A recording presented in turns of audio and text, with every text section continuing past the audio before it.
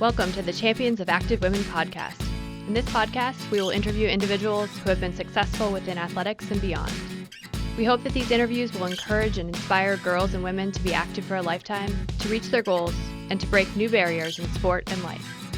This podcast is brought to you by the Active Women's Health Initiative and the Sports Medicine Research Institute at the University of Kentucky. The mission of the Active Women's Health Initiative is to optimize health and promote physical activity and wellness for girls and women across the lifespan. We hope you enjoy our conversations and join us in understanding women's health today to ensure women's health tomorrow. Hi, I'm Dee Degonsky. Thank you for joining me for another episode of the Champions of Active Women podcast. Today, my guest is Vanessa Oliver. After a lifetime of working in restaurant kitchens and avoiding anything resembling intentional physical activity, Vanessa simultaneously found both her career as a dietitian and her running hobby in 2013. Since then, she's competed in 7 marathons, many half marathons and shorter races, and one 50K fun run.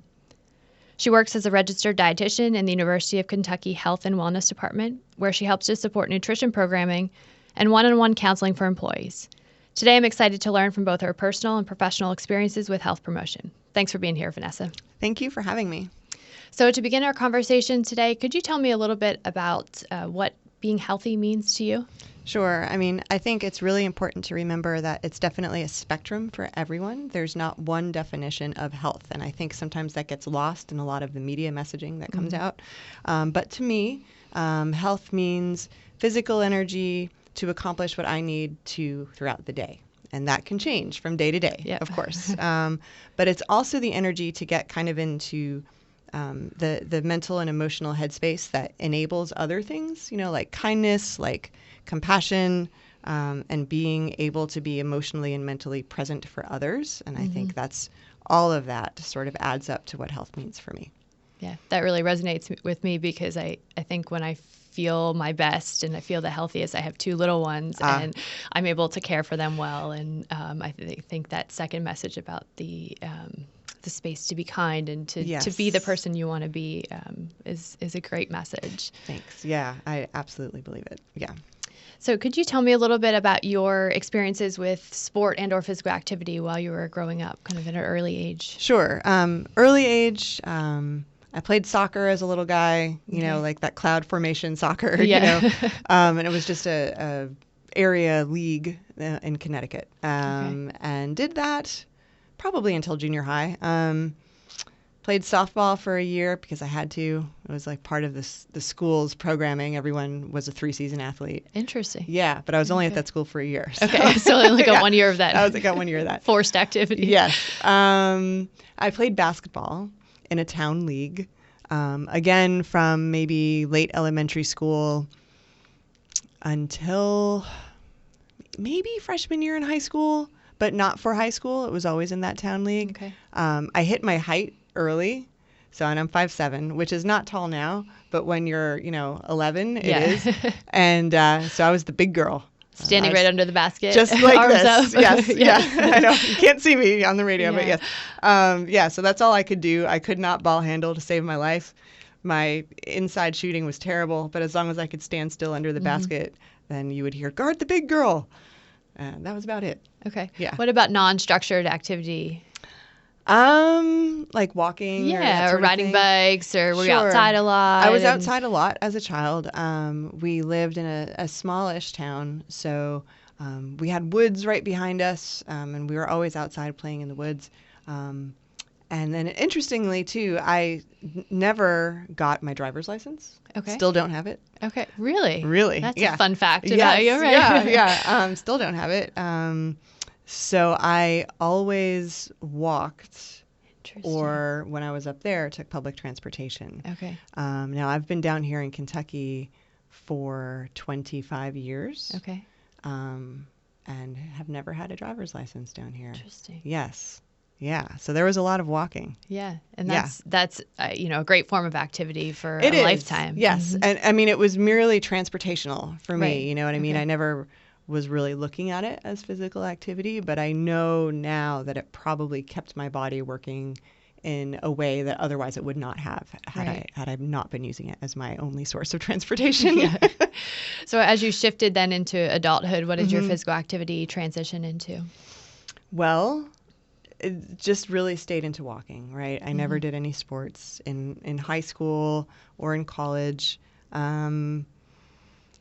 Yeah, I did not do much. Yeah, I so worked walking for transportation. Walking for transportation. Okay. I worked in restaurants pretty much my entire adult life, and that is not the healthiest of environments, especially if you are a back of the house person, which I was for most of that. And so, yeah, that definitely did not contribute to a physically active lifestyle. Okay. So then about 6 or 7 years ago, you told me about this transformation that you've gone through. Yes. And now are quite active. So tell me a little bit about that transformation. I know. Yes. And people who knew me, then they think it's great, but also kind of like, really, Vanessa, you run marathons now? That's interesting. So yeah, I was motivated to change in 2013, where a friend of mine decided to become more physically active as well, and she asked me to run a 5K with her. Okay. Now, I was never a runner. Okay. So this was a big ask of you. This was a big ask. And I was just in a mood, I guess. And I was like, sure, yeah, I'll run a 5K with you. And so I started to run. And I also simultaneously quit smoking. Huh. Yeah, I was a smoker for most of my life.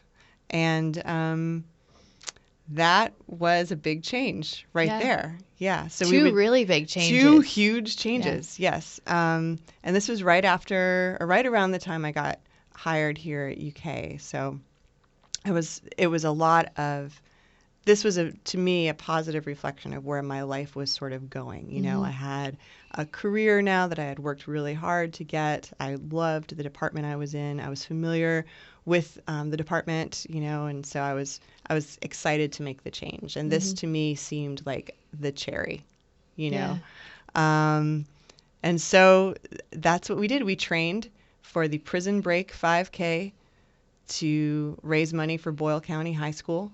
Okay. We ran around. It was a cross-country field. We ran around the football stadium out there. And, that was really the catalyst. Okay. Also, working where I work, for the UK Health and Wellness Program, part of what we offer is nutrition programming, but then we also have fitness programming as well for our population, and we operate 2 of the fitness centers for employees on campus. And so I also started using a fitness center. I had never done any sort of weight training before. Okay. But I knew that I wanted to continue to become fitter. And so one of our graduate assistants put together a program for me. Nice. And even though I felt like a complete idiot in there because I had no idea what I was doing. It's an intimidating space. It is, yeah. But I did it. And it helped me to have the plan. It helped me to know that I was with a wide range of athletic abilities in the Employee Fitness Center. And it helped me. I actually would check off week to week what I did that day or those days. And that was very helpful for me. Okay. So how did that first race feel? And tell me about kind of what that transformation felt like for you. It did not lead to any more running for a year. Interesting. Yeah. I did it. I was happy I did it. But that was it. Yeah. I don't really recall. There wasn't a tipping point one way or another. I was like, oh, that was terrible. Or, oh, yay, I want to do that again. It was just sort of like okay, check, did a 5K. I very soon after that met my now husband. Okay. And we were active together. We would hike a lot. Okay. And so that was a sort of new activity that took the place of probably where training would, Okay. So we did that for the first year that we were dating a lot. We hiked. And then we sort of got a bug in our ear to run another 5K together. Okay. And this was literally a year later after the first Prison Break one. So it was the Mountain Mushroom Festival in Irvine, Kentucky. And we each placed second in our age group. Okay. My husband walked most of it. Okay. But we were, flush with success. We got medals, which was great. Yeah. Yeah. But then I don't think I did anything after that until the very end of that year, which would have been 2015. And I started training for a 5-mile run on New Year's Day. Okay. And once I started training for that, that was it. It was that kind of set you on this course of longer running. Yes. Since then, and that was a big change too, because I was very intimidated to have people see me running in public. I know it sounds funny, but I think a lot of people identify with this, right? They feel awkward to begin with. They feel like maybe they don't have the body of a runner, quote unquote. Plus, sometimes people are just mean, That's true. Yeah. So I specifically remember running only at night, so no one would see me. Running on routes where I thought would be quiet with no cars, not just for safety reasons. And also I just wasn't sure if I could do it. You know what I mean? Yeah. But I remember, and I was looking back in preparation for our chat today, I was looking back at some social media posts, and I found the one from this race on January 1st, 2015. And my caption was, "I ran 5 miles today, all at once." And I was just so excited. So it sounds like that moment was even more powerful and memorable to you than some of those first races were. I would say so, yeah, or at least in a different way. Okay. And apparently it was, because that's what really, since then, I think I've been in training for something. I ran my first half marathon later that year. Okay. And that really started the ball rolling. Yeah. Yeah. Those initial first 5Ks were done with another person kind of encouraging you, or done alongside someone else. The first two. Since then, have you been on your own or training with others? It's been a mix. I will say most of it has been on my own, although I do run with a group of ladies very early in the morning. And I don't meet with them as regularly. I run every morning, but I don't meet with them every morning. Okay. But they are there for sure. And if I do want to have that group run, then I can. I've also run with the John's group quite a lot as well. Yeah. So some good support groups if you need them. Some good support groups if I need it. I do like running alone though. Okay. Yeah, I think that's my preference. Yeah, great. So what kind of, before you went through that transformation, what were some of the barriers that were keeping you, or challenges you had with being active? Probably the two would be the smoking and the lack of confidence, certainly. Yeah, and I hear this a lot with talking to a lot of people too, with just, especially if they didn't have an athletic background growing up, but also if they did. Because you're constantly comparing yourself to your past self. And if, circumstances in your life now don't allow you to be as physically active as maybe you once were, which is completely normal and natural, right? You're still the same person. You're just at a different level, and that's fine. You can still engage in and enjoy some kind of activity that makes sense for you in your life where you are now, and I think getting over that hump of realizing that for everyone is the big barrier. Yeah, and we see, trouble with transitioning from, collegiate athletes, for example, into lifetime physical activity, and I think that's part of it, right? That you may never be in those kind of same settings or be able to do the same things that you did before, but there are lots of ways to still enjoy activities. Yes, so absolutely. I think you've got a great point there. Yeah. Good. So one of the things that we see, and one of the biggest challenges with activity, is not sometimes getting started, but maintaining your activity. And you've done this for years now. So do you have any tips or strategies or things that help you to maintain your activity, or people maybe? I feel, for me, having sort of a plan of what's next, if I'm training for something, that's very helpful. I think choosing something that you enjoy is probably number one. Don't just do something because you think it's going to keep you strong or keep you skinny or whatever your goal is. Because if you don't like it, you will find every excuse in the book not to do it. I really like to run, and I'm not I'm not going to be up on a podium, you know? I mean, Yeah. I am just doing it because I really enjoy it. And for me, it's freeing. It gives me time to sort of go through things that are in my head. It happens to be physically beneficial as well. But yeah, find something that you enjoy. I mean, that's how you're going to be able to maintain your fitness, and realize that those things that you enjoy might change over time. Yeah. And don't be afraid to explore that as well. So in what ways does being active now, does it impact maybe other areas of your life? Confidence for sure, right? In my body and what I'm able to do.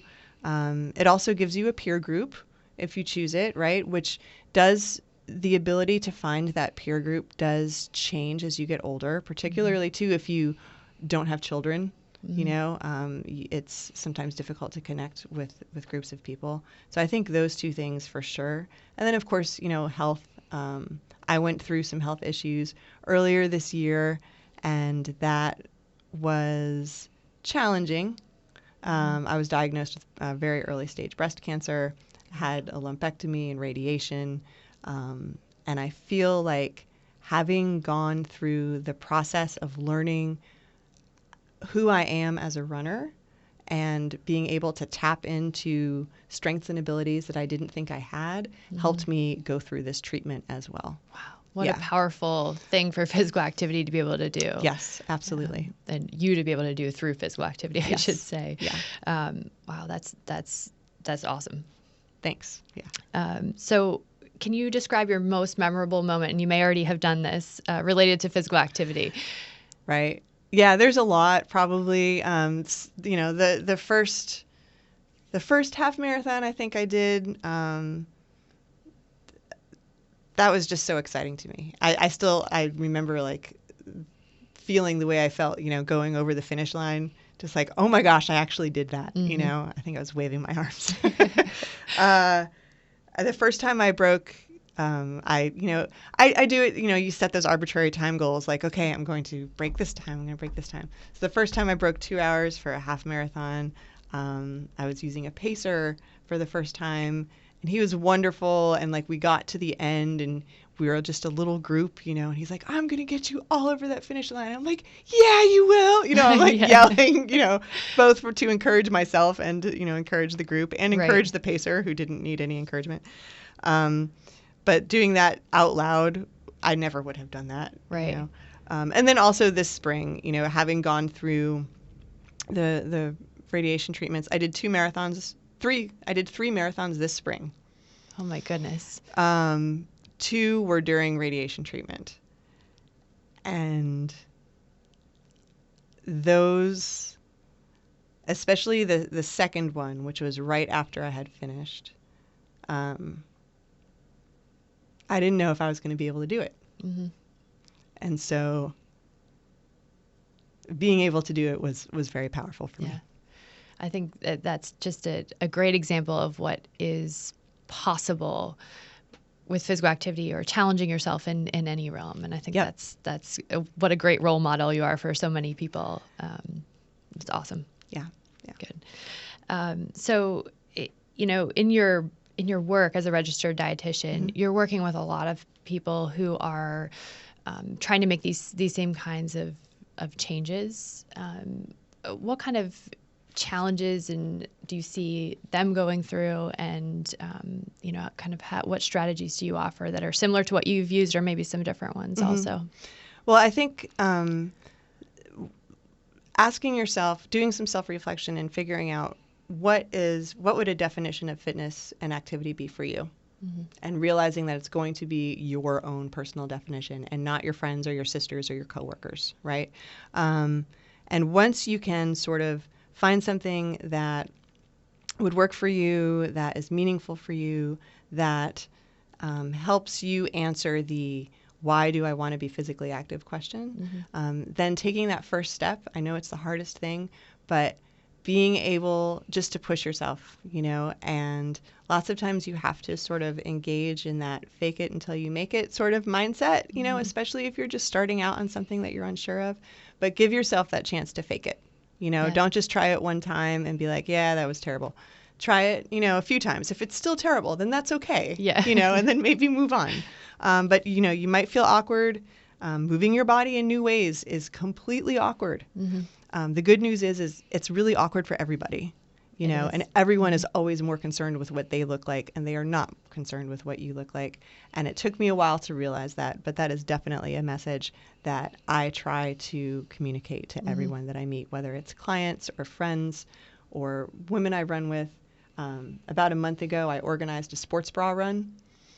And the point was to be comfortable running how you are. Yeah. You did not have to wear only a sports bra while you were running, but if you came to the run, you were supporting others who were. Okay. And so we all ran 5K in the Chevy Chase area. Yeah. Early in the morning on a Saturday, we had 25 people show up. Nice. And I think that is just an example of what I'm talking about, right? Yeah. You can be supportive of lots of different in lots of different ways.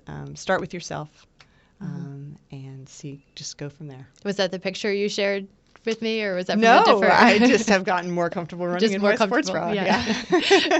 Well, that's a good reminder I think the picture has even more meaning, and people will see it when the podcast comes out. But I think that's a great reminder to just accept yourself the way you are. Yes. And be active. Yes. Great. So when you think about your life, how would your life be different today if you hadn't made this big transformation 6 or 7 years ago? Yeah. I mean, I don't know. I know that I feel better now than I have ever felt in my whole life. Full stop. So physically, yes. Mentally and emotionally, yes. And I know I've had a lot of big changes in the last 6 or 7 years. It hasn't just been this increase in physical activity, but I can't help but associate it. It is all together, just like I said in the beginning, right? You have to have one to have the other. And so I know that having this physical activity has helped me be more confident in myself, more confident in my interactions with others. It's all connected. Yeah. So when you think about girls and women who are wherever they are in this journey, whether they're not active right now or whether they are active and they're just trying to stay that way, what advice or tips or strategies do you have for them? Take that first step. Give yourself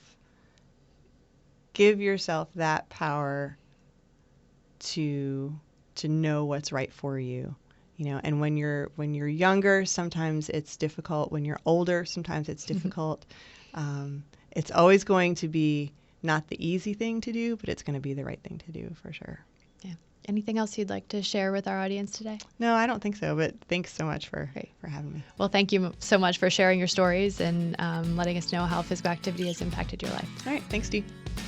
Thank you for listening to the Champions of Active Women podcast. This podcast is brought to you by the Active Women's Health Initiative and was produced by the Faculty Media Depot at the University of Kentucky. If you enjoyed this episode, you can listen and subscribe to all of our episodes wherever you find your podcasts. For up-to-date information about the Active Women's Health Initiative, you can find us on social media at UKAWHI. Thank you for supporting us as we work to promote health and physical activity among girls and women across the lifespan.